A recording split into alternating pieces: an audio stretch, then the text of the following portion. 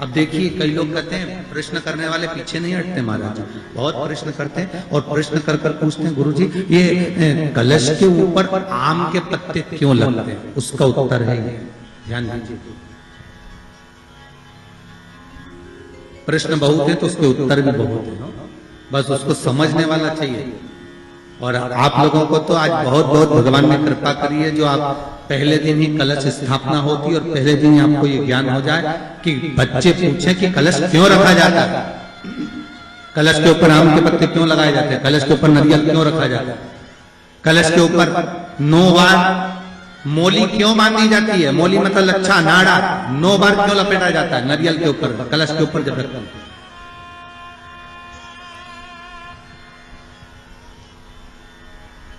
कलश के ऊपर जब जब श्रीफल रखाता है, नारियल रखाता है, तो उस पर 5 बार 7 बार मोली नहीं लपेटी जाएगी, तो 9 ही बार लपेटी जाएगी। 5 या 7 बार लपेटते हैं तो कहते हैं कि लक्ष्मी की छिन्नता होती है, और वो 9 बार लपेटी जाती है तो भरपूर लक्ष्मी का भंडार भरती है। क्यों क्यों कहते हैं उसे?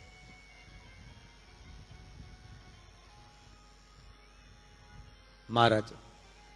आम के पल्लव, तो मैं केवल आपसे इतना सा निवेदन करना चाहती हूँ, आपसे केवल इतना कहना चाहती हूँ कि प्रभु मेरे मन का संशय मिटा दीजिए, और जो आम का वृक्ष मेरे पति के साथ जलकर भस्म हुआ है उसकी विनती को आप स्वीकार कर लीजिए, आप उसके लिए भी कुछ कृपा कर दीजिए।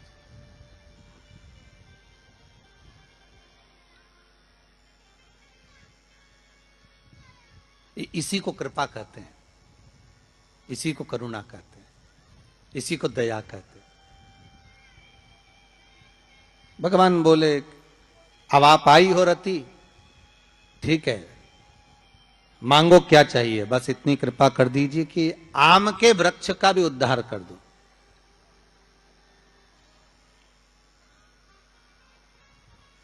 शिव जी ने कहा हम वर प्रदान करते हैं रति,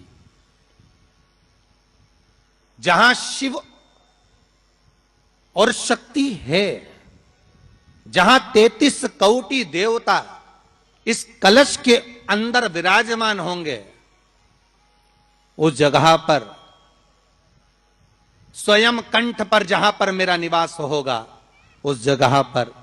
ये आम के पल्लव अमृत के तुल्य माने जाएंगे, और इनका निवास हमारे ही हाथ में, हमारे ही हस्त कमल में विराजमान होगा, हमारे ही हाथ। कितना सुंदर है महाराज जी। उस आम के पल्लव की महत्वता को जरा जानिएगा, बहुत बहुत ध्यान दीजिएगा। आम के पत्ते देखें आप लोगों ने, अरे बोलो जम के तो बोलो, देखें उसका प्रयोग कभी आप लोगों ने करा? आम के पत्ते का कभी प्रयोग कर कर देखिएगा। अभी तो नवरात्रि चल रही है, नवरात्रे में जब 5वां दिन नवरात्रे का रहे, चैत्री नवरात्रे का 5वां दिन रहे, और मान लो कि आपके घर में किसी बच्चे की, लड़के की या लड़की का या मंगल विवाह नहीं हो रहा हो, या शादी नहीं हो रही हो, या उस लड़के लड़की के लिए बहुत प्रयास कर लिया आपने और उसकी शादी हो ही नहीं रही, अथक प्रयास आपने कर लिया और उसका मंगल विवाह नहीं हो रहा, तो ये देवी भागवत में स्पष्ट कहा गया है, देवी भागवत में वर्णन किया गया है, देवी भागवत में वर्णित किया गया, और देवी भागवत में कहा गया कि आम का जो पत्ते होते हैं, आम का जो पत्ता होता है, आम का जो पल्लव होता है, उस आम के पत्ते पर हल्दी और सिंदूर,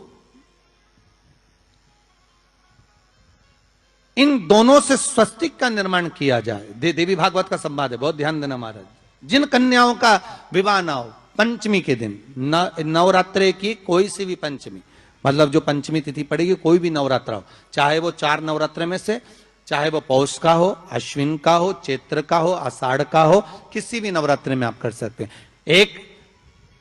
पान के पत्ते पर, एक ही पत्ते पर जो 2 स्वस्तिक बनेंगे, एक हल्दी का बनेगा, एक सिंदूर का बनेगा। बस अंतर इतना है, जो हल्दी का स्वस्तिक है उस पर कंकु के चावल अर्थात रौली के चावल, रोली कुंकू के चावल रखना है, और जो सिंदूर का है उस पे हल्दी के चावल रखना। इतना रखकर जिस लड़का लड़की का विवाह नहीं होता उसकी हथेली पर रखकर उसका नाम और गोत्र बोलकर महाराज उसको ले जाकर नीम के पेड़ के नीचे उसको रख दिया जाता है। मात्र 3.5 या 4 महीने ऐसे रहते हैं जिसके अंदर उस लड़का लड़की का विवाह पक्का हो जाता है। जिसका विवाह नहीं होता केवल उसी के लिए, जिसका मंगल विवाह ना हो रहा, आम के पल्लव में शिव का वर प्रदान है, आम के पल्लव में शंकर का आशीर्वाद।